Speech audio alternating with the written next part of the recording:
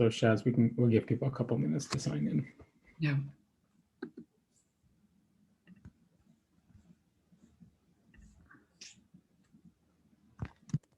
Oh, I recognize two of those names, Alan Townsend and Caitlin Drummond. Hi, guys.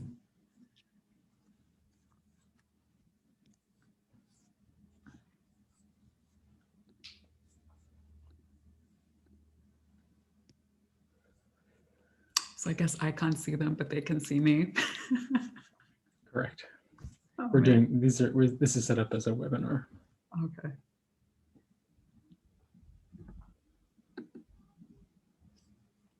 And will everybody, I see you all signing on. So we'll just, we'll give folks a couple more minutes and then we will get started with today's session.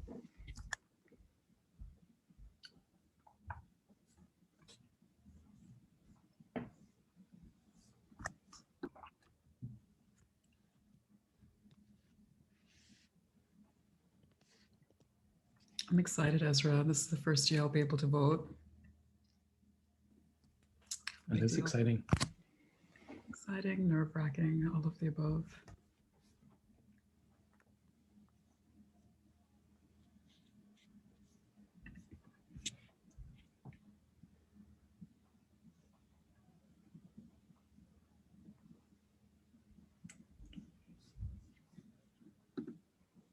I've got my climate woke t-shirt on. Excellent.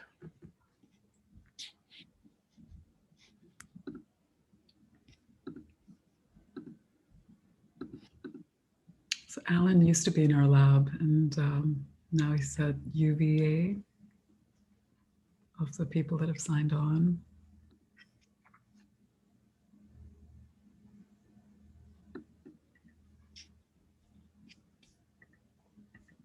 Okay, I think we've only got an hour of Shaz's time, so we'll go ahead and get started. I see a few more folks will probably sign on. So I want to welcome everybody back. I see lots of folks who have been on previous webinars in the series, so thank you for coming back, and I see some new folks as well.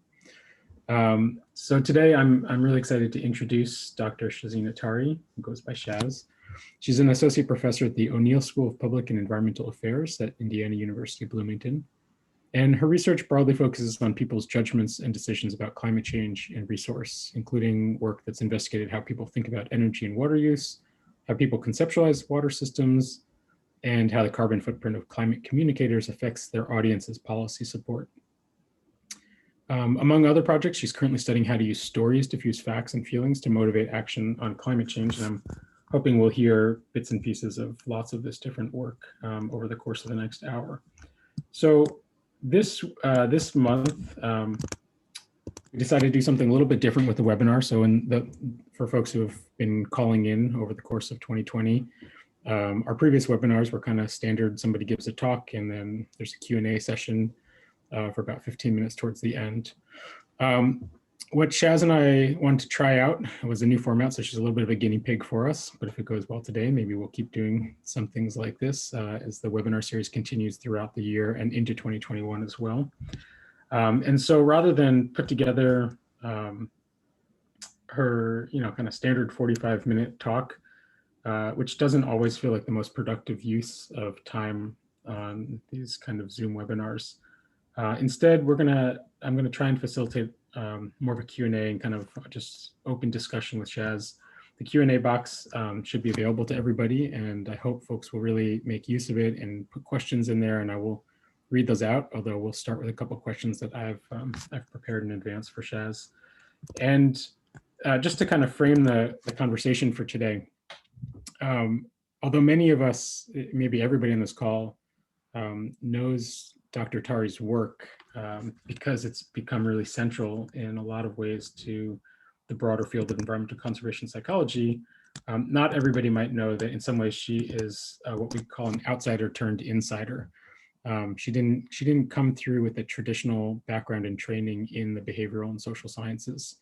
And so what I'd like our conversation to largely focus on today, or at least to get started, is to try and get Shaz's thoughts and input and perspective, because it's a unique one, on what we can be doing as individual researchers and as a field more broadly to try and improve our impact in the research that we're doing, and particularly in real world settings and application of that research.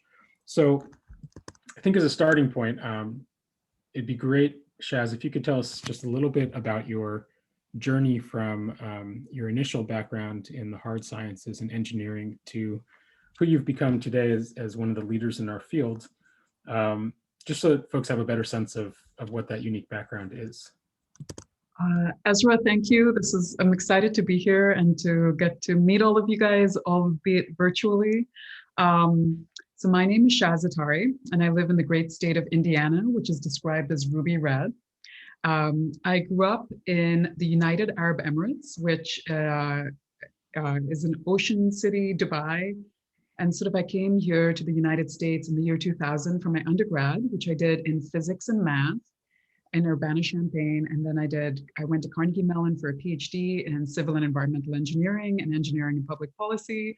And then I did a postdoc with Dave Krantz and Elke Weber, who are big names in our field, at Columbia University at the Earth Institute. And then I've been at Indiana University Bloomington as a professor. So that's sort of the training path of how I got to here. But in terms of research ideas, is that when I started off as an undergraduate in this amazing physics department in Urbana-Champaign, I got to work with a lot of interdisciplinary physicists, both working on condensed matter physics as well as biophysics. And all of these mentors basically tried to get me to think about what is the problem at hand rather than focusing on my tool set. And so as I started nibbling away at these different problems as an undergrad, I started focusing more at the problems rather than what I'm able to bring based on my training. And the year that I started my PhD in the year 2004 was also the year that Pakala and Sokolo wrote their very famous paper in Science magazine called Stabilization Wedges. And the first sentence of their paper says, society already has the technical know-how to solve the climate problem in the next 50 years. I was like, all right, but the solutions have not necessarily been technology focused. It's really about political will and public support. And so I started asking questions as a PhD student. What is it, given my training, that I can figure out in those questions about how to increase public support for climate change and how to understand political will? And so that's sort of how I started getting more and more into the climate world and more into judgment and decision making. And also just an FYI for people that know the Carnegie Mellon department, it's super interdisciplinary. So one of my mentors was Robin Dawes, who is sort of the main thinker about rational choices in an uncertain world. Also Mike Decay, who's at Ohio State University now, who's also an amazing decision scientist. So lots of really interdisciplinary scholars.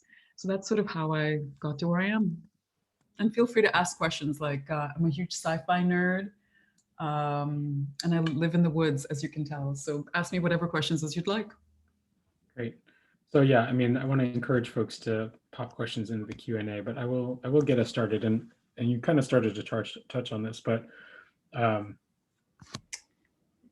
wondering if you can tell us a little bit how you go about selecting research questions or problems to work on. Like, what do you look for in a problem or research question? And I ask in part because I think it's a useful question, especially for all of our earlier career folks that are on the webinar today. And it's one that I hear and that I work on with my own graduate students a lot, is trying to help them think about how to identify the problems or research questions, to really hone in on those questions before they jump in, because a lot of us just want to jump straight to data collection, especially in our field.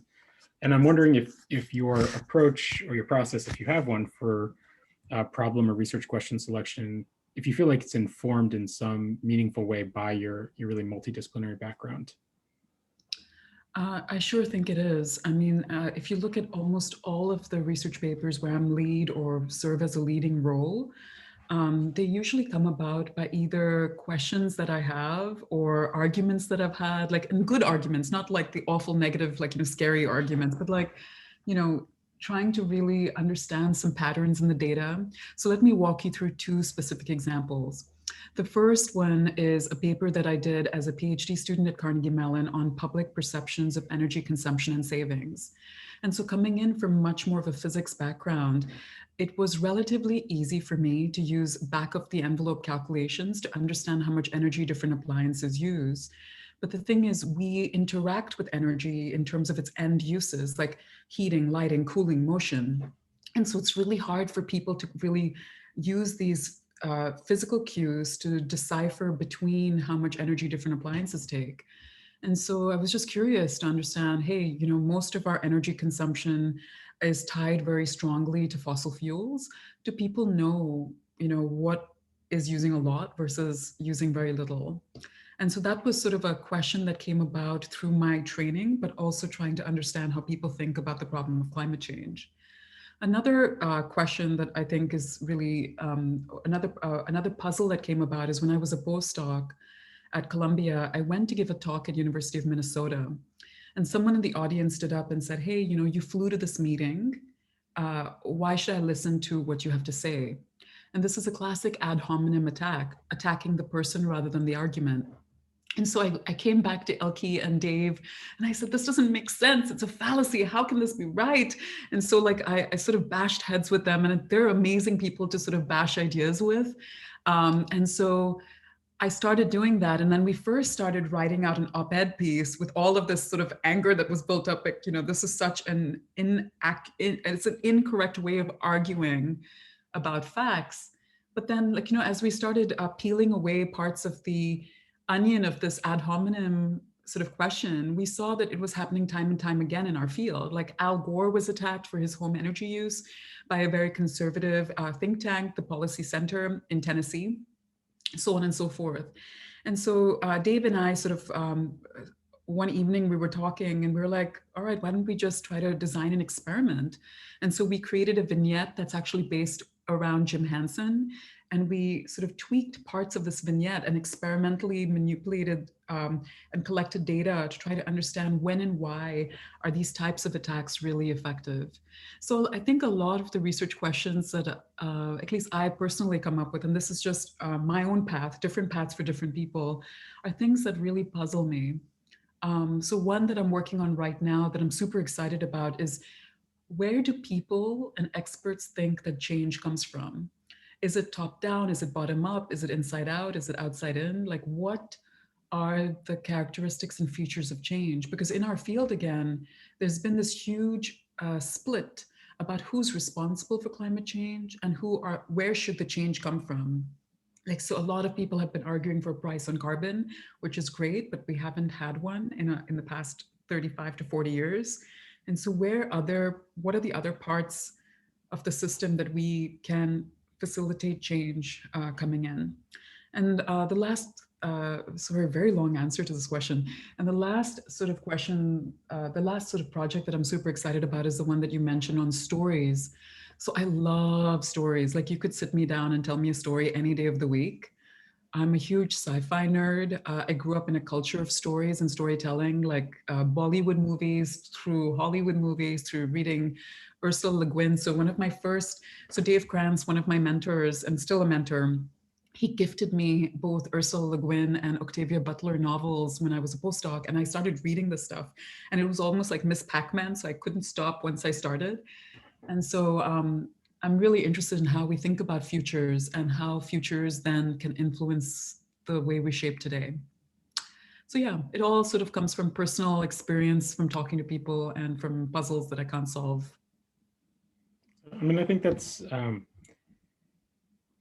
guessing that resonates with a lot of people, this kind of seeing problems in the world, or particularly having kind of personal experiences, like standing up and having somebody say, hey, what about your travel? Is kind of this moment. And I know that's certainly been a way that I've gone about selecting projects. I think it can also be challenging, especially for early career folks, to jump around from project to project, or to not always have a clear, like, okay, here's the next project and here's the next one. And I think you've shown that it's an approach. You've worked on lots of different topics, and there's some threads there, but they're also quite different from each other. And it seems like it's working quite well for you. And I think that's it's a good lesson for other folks to see too, that it's okay to experiment and to go after problems that are of interest to them personally, especially when things are really hard, and it's really good to be excited about the things that you're working on. We have a question from our current Division 34 president, Daniel Benkendorf, who asks, well, first he says, I greatly admire your track record for interdisciplinary work. But given the incentive structures in place in academia, what advice would you give for forging interdisciplinary collaborations, especially for early career folks who might not know a lot of people outside of their discipline? Very good question. So the way, and I've been really lucky to have the mentors who I've had and also to start mentoring people in my lab. But I really, Ezra, I echo what you just said, is even for your PhD, whether it's all of your projects, pick projects that you feel passionate about. Otherwise, why would I spend so many waking hours a day working on research, right? But then to answer this deeper question, I think that the incentive structures need to change. So for example, here are the challenges that people have told me that happen with my CV. I have relatively fewer papers, even though they might be published in better places than average. And I don't have as many citations as you would expect because I'm sitting on the intersection of multiple fields. And so I am part of a department that actually understands what the challenges are for interdisciplinary scholars and also for the type of research that I do. So in general, I don't tend to do these large sort of meta-analyses type papers. I tend to do more of these empirical experimental papers on a particular research question. That said, I think really framing how your research question adds or sort of is both important and interesting, both to you as an individual academic, but also to society writ large is really important. And then if you're able to do that, you will get funding, you will get papers published in good places. Whether you decide to go down the route of doing a lot of papers per year or fewer papers per year. I've actually, again, this is Dave Krantz that I'm channeling through my words, is that he cares less about the quantity and more about the quality. And I've really embraced that as a person and as an academic. But in terms of how do you get out of your bubble is by reading papers from different people. So for example, I've started getting more interested in imaginaries. And I just this morning read a paper by Sheila Jasanoff, someone who I don't know that much about, but whose work really is very closely tied to a lot of the research that we're doing in our field. And so I think reading prolifically, both fiction and nonfiction, academic papers and not, and talking to people across different fields. And as junior academics, I would also highly recommend going to conferences that are interdisciplinary. That has really helped, especially in trying to get funding as well as sort of projects underway. But it comes with a lot of like fair share of challenges, and I'm also happy to talk about that. Yeah, why don't you talk about some of those challenges that you've faced, especially as this kind of, you're an outsider and an insider in a lot of ways to the field, but you've ended up at this pretty special program. You're not in a psych department, you're not in comms. It's you're surrounded by a pretty diverse group of colleagues. So yeah, what are some of those challenges that you've faced for the? You start talking about a couple of them. Sure. So one big challenge that I've faced is with the use of language and understanding each other's methods. So in general, like I've been trained as a pretty hardcore quantitative social scientist, even though, given whatever my background is, but that's how I think of myself. But the thing is that there's a huge range in that. And so, for example, I've worked with people in cognitive science who do a lot more hardcore modeling that sometimes I don't quite understand. So it takes me a lot more time to understand language that I'm not at all familiar with. It also sort of is challenging, and as we are now getting more into storytelling work, is to let go of the bonds of affection that I have for empirical data-driven work and sort of think more about qualitative social sciences. And so being able to code switch between sort of my training in terms of quantitative social science and then moving into qualitative and understanding the fact that truth accrues across these different studies and no one study sort of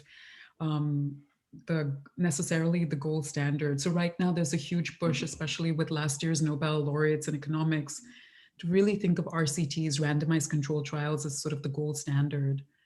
But there are lots of ways that we can know what's happening in society and solutions for how to make things better. And it's not necessarily through quantitative work. So I think that those types of understandings and realizations have taken a long time to sort of really embed themselves into my own cognition. So, I mean, just something that you made me think of as you're talking about Mhm. expanding the toolkit that you're using to kind of answer the questions or explore the problems that you're interested in. How do you, this is a very concrete question, but one that keeps coming up the more collaborations that I do with broader and broader groups, which is how do you pick where you want to send your work and how you want to frame it? So, I mean, it's there are methodological choices to be made between qualitative and quantitative work, of course, but there are also kind of theoretical and framework and conceptual decisions. I think when you're doing this kind of work that interfaces across multiple fields, um, and then you have this question, and I think, and I get a lot of this, especially from early career folks, which is where do I send my really cool work that integrates these different methods? And I'm wondering if you have I know you're very intentional about where and how much you publish. So I'm wondering if you could share a little bit about how you think of how you think about selecting publication outlets. Sure.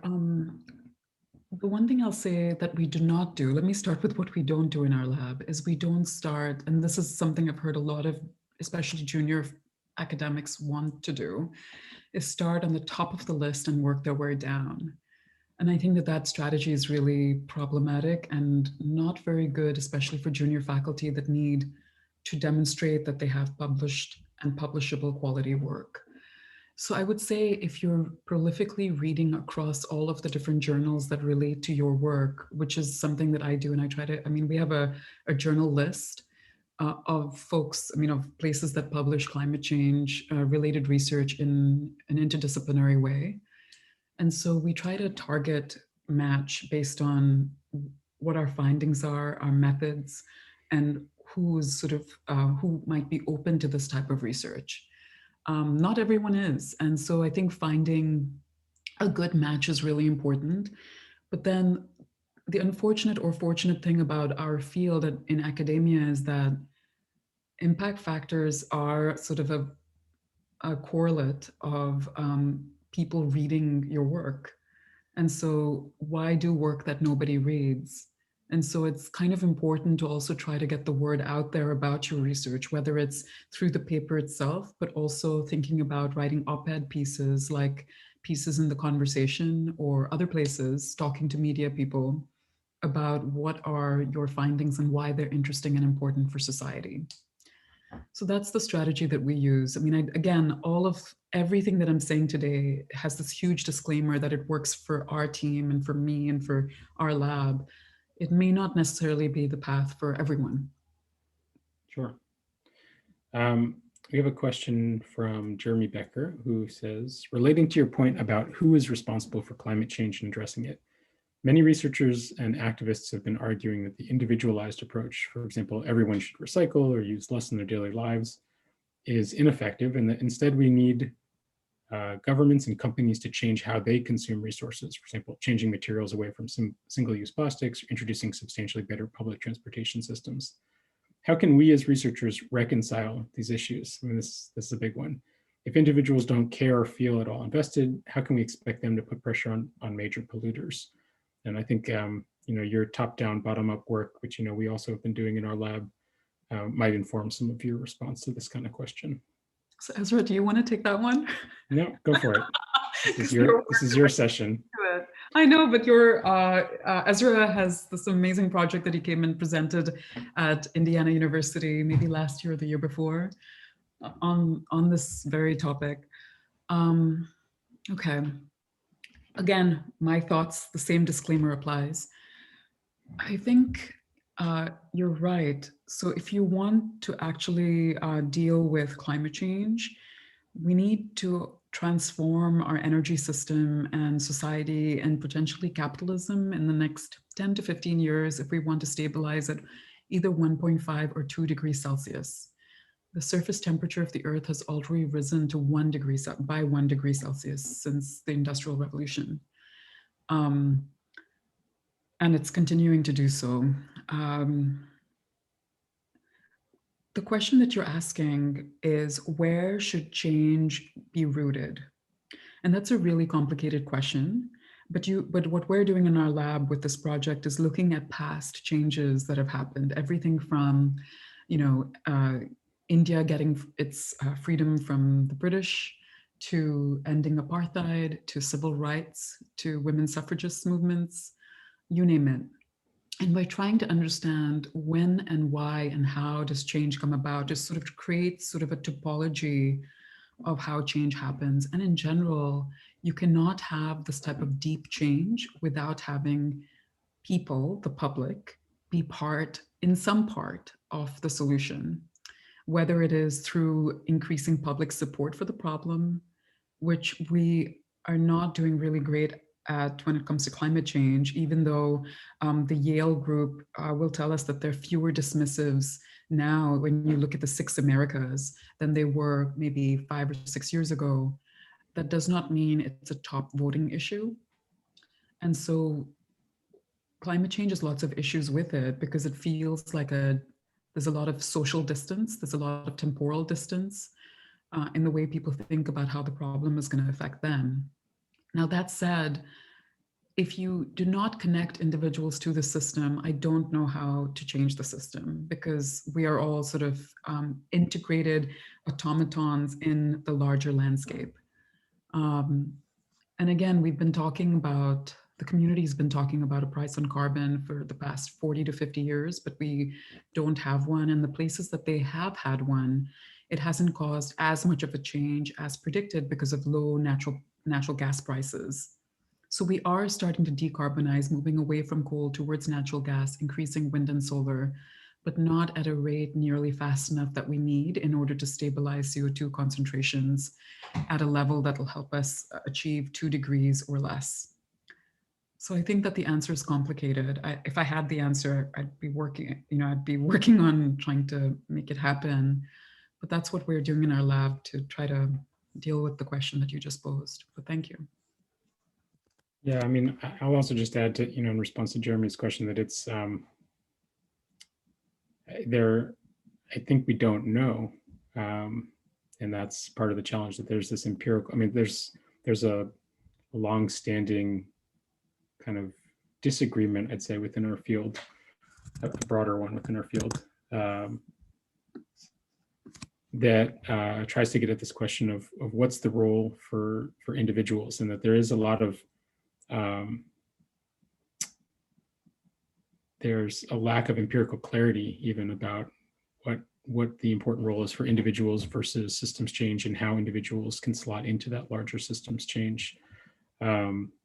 And I think it's great that Shaz and others are working on this from multiple angles. I mean, Shaz, just to clarify, that this project you're working on sounds like there's a combination of both kind of asking people their own subjective perceptions of how change happens, but also trying to compare that with maybe a more objective typology or development of typology of how change has happened. Is that correct? Yeah, and to see where there's kind of mismatch or alignment in terms of how people think change happens and how change has actually happened. Is that right? Ezra, you want to work on this top project with me? Sounds like a great project. Here's another question from Charles Merrifield. Yep. What advice would you give to researchers who want to make a real world difference that moves beyond academia? I mean, this is like, this is the big question. So a friend of mine says that if you really care about climate, become a climate person in everything that you do, and then figure out what you're really good at and go do whatever it is that you're good at, whether it's making noise, whether it's marching, whether it's writing op-eds, whether it's podcasting. So right now you'll see that there's a huge plethora of podcasts right now when it comes to climate change, psychology, change generally, so on and so forth. So now the question is how to make real world impact. I think in general, academia is really, really powerful, but at the same time, we're relatively slow Like if you just look at how long it takes from a publication to start from ideation to published article, it's relatively slow. And so you could think about using your degree or whatever it is that you are sort of passionate about and going to work to advise political campaigns or to give lots of talks. So between, as I was mentioning to Ezra, I just became a US citizen as of December last year. And between now and November 3rd, I think I'm giving 7 or 8 seminars. And most of the seminars to students start off with, you need to vote. Here's why voting is really important. And so that's something that I'm doing actively, but in general, I mean, I'll be very honest with you, I'm not very good on social media. And so I figured out that I'm relatively better at talking to people face to face or through seminars. And so that's what I'm trying to do. And I do a lot of communication with reporters and media experts as well. But in terms of trying to change the larger system, I think sort of exploring people's mental models for why it is that they don't think climate change is as important, exploring people's mental models of how they think change happens or when and why they think change should happen. You know, fighting to save our democracy. I mean, I grew up in a sheikhdom. I really value democracy.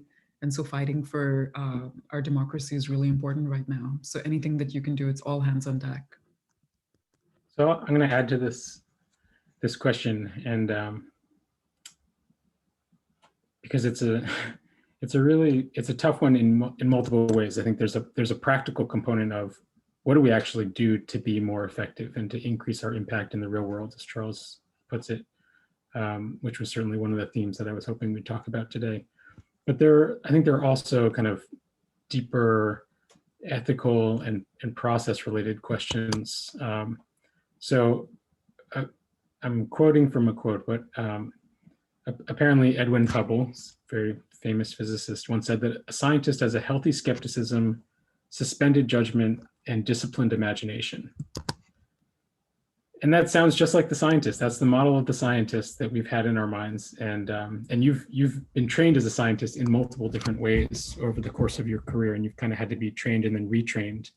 And I think now we're entering another moment where many of us are retraining ourselves, where we are not suspending judgment and we're willing to, we still need to be disciplined, but we feel a need to speak out in whatever that might mean, to actually profess judgments on the topics that we're working on, and to say not only that some issue matters, but we should be doing something about it, or we should do this or that, and to want to use our research to inform what that should is.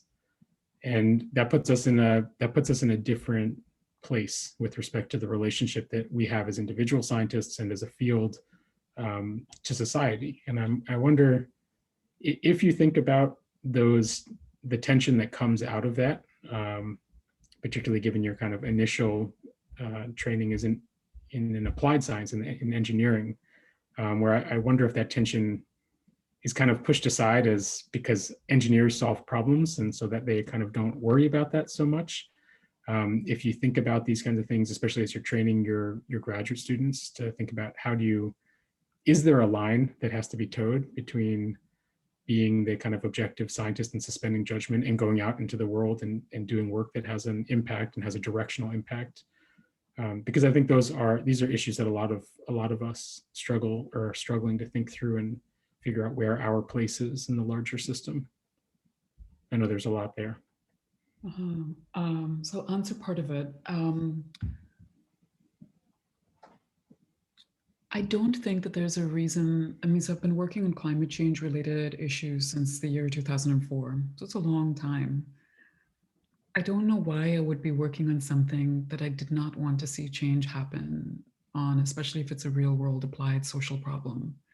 It's not enough to me to just say that the problem is happening. I think, and again, this is a personal opinion, I want to see change, right? So that said, I've actually been asked including by professors in my department, why is it that I say that with the questions that I choose, why is it that I'm focusing on both advocacy for action and also the science that goes hand in hand with it? Because a lot of scientists are uncomfortable with advocacy. Um, but I think, again, given the challenge that we have in front of us and given the time that we're occupying as humans and scientists, I just don't think it's enough just to be a scientist. I don't think it's enough to be to sort of believe in the view that it's just science for science's sake anymore. So that's what I would say to that. And then, there's actually been research done by Max Boykoff et al., where they actually look at scientists who are advocates, and they don't lose credibility by being advocates for their science. But that said, I want to sort of say all of this with a huge caution or caveat, which is you have to be careful when you believe a particular viewpoint that you're not just sort of succumbing to confirmation bias, which is very challenging. So I live in a very red state. My own politics tend to be very blue.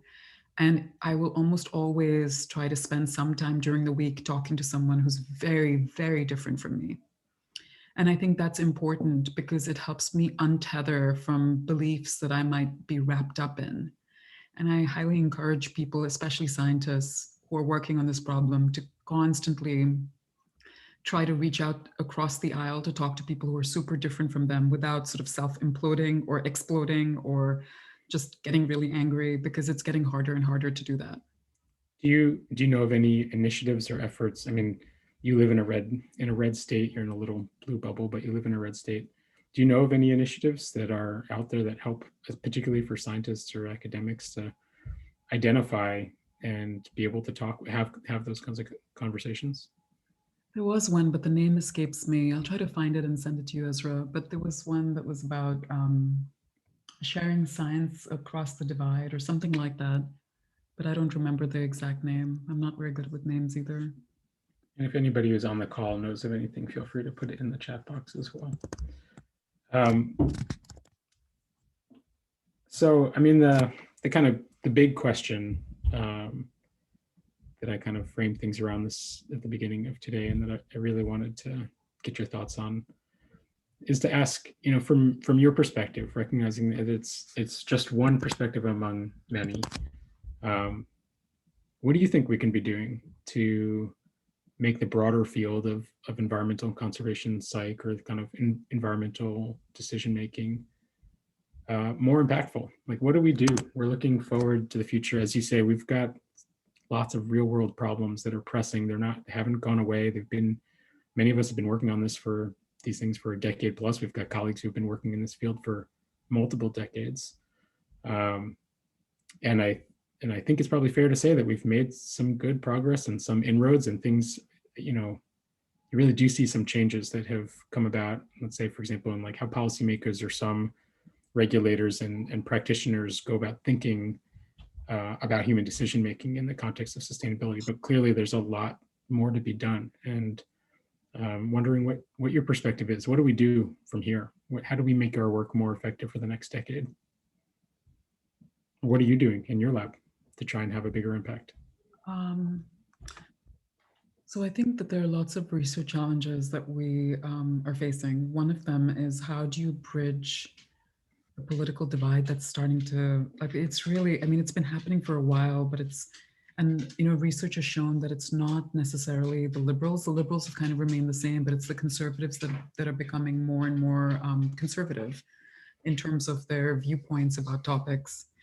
And the gap between liberals and conservatives is becoming sort of almost untenable. And so I think one idea is, how do you bridge this gap? So sort of to quote Lincoln, how do you get to the better angels of our nature? I don't know how to do that. I mean, so that's one big open research question. The second, I think, that I'm really interested in is, how do you get people to imagine a different world? A world where we have systems in place that are really, really different. I mean, it comes at a price, but how do we sort of, I mean, I think we haven't done enough of a job to sort of imagine what a decarbonized world looks like. And I think that's why I'm so tethered to sci-fi, is because some of the great sci-fi writers have already done that. So Octavia Butler in Parable of the Sower, Parable of the Talents, she actually predicted that we would have a president that ran on "Let's make America great again." She predicted that. Kim Stanley Robinson, also a sci-fi writer, wrote a book about New York 2140, about what New York City looks and tastes and feels like under extreme climate change. And so I think we need to do a better job of understanding how these future imaginaries can sort of help people deal with the present, because in general, a lot of data shows that climate change is viewed as a futures problem as opposed to a problem of today. And then some of your work, Ezra, looking at compassion fade when N starts getting larger. How do you get people to care when N is huge, N is the entire world population? I think, so these are some open research questions that I think academics in our field can start grappling with. I mean, there are tons.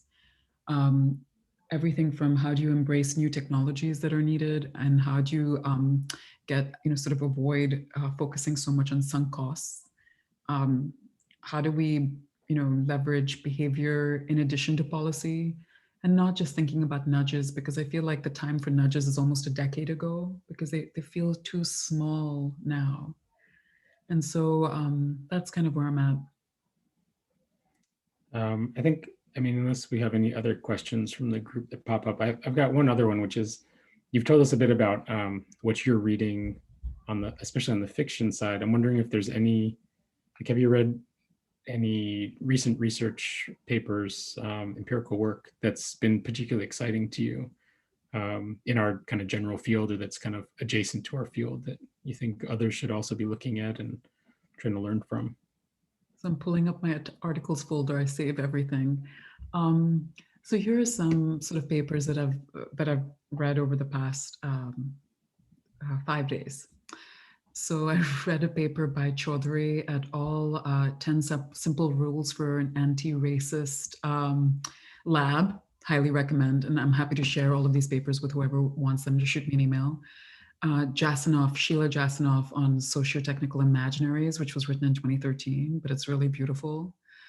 Palm et al. From, I think, Georgia State wrote a paper that made a lot of headlines, which was about how individuals don't want to change their lives, but they want the system to change. And when they're told that they need to change their lives, they react very negatively. And so I read that paper more to understand what the challenges were in that research. And there are lots of issues with that paper as well. Benjamin Sovacool, who's the editor for a journal named Energy Research and Social Science, is actually giving a talk. I invited him to come to SPIA to give a talk here. And he's sort of written a paper about topology of socio-technical theories. And in general, I tend to be an empirical researcher, so I have not thought about how theories fit together and work together. So that's been an interesting paper. And then Seth Wines wrote a paper about how people understand carbon footprints, which was also covered in the New York Times. And so those are like the 4 or 5 papers that I've read in the past week or 2. Very impressive. Says the guy who's like constantly publishing in our field. It's great. Yes, President. And if there are no questions, we could talk about anything else, or anything that you guys would like. All yours. Yeah. Any other, and if not, we'll let Shaz get back to her busy reading schedule, because she's doing lots of great reading and work. Or hiking, making bread, making craft cocktails. That's what I do. That's another thing. It's like, I think that's an interesting question, is that when you work on climate change, it gets so depressing. What do you do to sort of fill up your bucket? And so I've been hiking a lot. I live in the woods and I hike a lot. So you have to make sure yourself, like, it's like first making sure that the air mask is on yourself and then on the kids. I don't have children, but I think that's something that's really similar. I mean, I feel it a lot when it comes to climate change, because sometimes working on climate change is just so depressing. I mean, so I think mental health for people that work on climate change is really an important topic. Actually, I do have another question that's popped in mind, which is, has the pandemic and or the protests over the summer shifted the work that you're doing in your lab, or the work that your graduate students want to be doing, or where you think effort really needs to be going? Have you been doing anything thinking about COVID and climate overlap? Yeah, so we have a paper where we collected data right before, like right as the pandemic hit, looking at how do people psychologically think about solutions for COVID versus solutions for climate. And so that's ongoing work with a group in our lab. And then in terms of, I actually took part in my first ever real world protest, because as I said, I grew up in the Middle East where protests were really not allowed or looked down upon, and they could have really negative consequences. And so I took part in my first ever Black Lives Matter protest, and I felt really empowered and powerful, which was, again, very new experience for me. And then the other thing is I'm also sort of turning the eye inward on our lab and trying to make our lab more diverse. I mean, it's hard in Indiana. We're a relatively, as I said, we're a red state, but we're also a relatively white state. And so what can I do as a PI to sort of make our lab more anti-racist in sort of looking at the term and what that means? So that's kind of some of the stuff I've been working on. But yeah. And have you found any strategies, or have you been employing any strategies yet? I think talking about it helps, but I think anti-racism is really important, but so is sort of, it's interesting because I've worked with a lot of people that have never had a female mentor before. And I've worked with a lot of people that have been older than me over time. And I think those two issues are also really challenging for people, especially men in our field. And so I think having conversations with them about what they're experiencing as they're working with someone who they've generally never worked with, I found powerful. But sometimes it's hard. Yeah. All right, gang. Anything else? Going once, going twice? It's beautiful weather outside. Well, I want to thank everybody for joining us today, and I hope we'll see folks back again. November we'll be with Cameron Brick, and in December with Neil Lewis Jr. of Cornell, and then we'll have a whole new slate of speakers for 2021. So thank you, Shaz, for joining us today, and hopefully we'll see folks back in a month. Thank you all for being here. It's really nice to meet you virtually. Thanks, Shaz. Bye.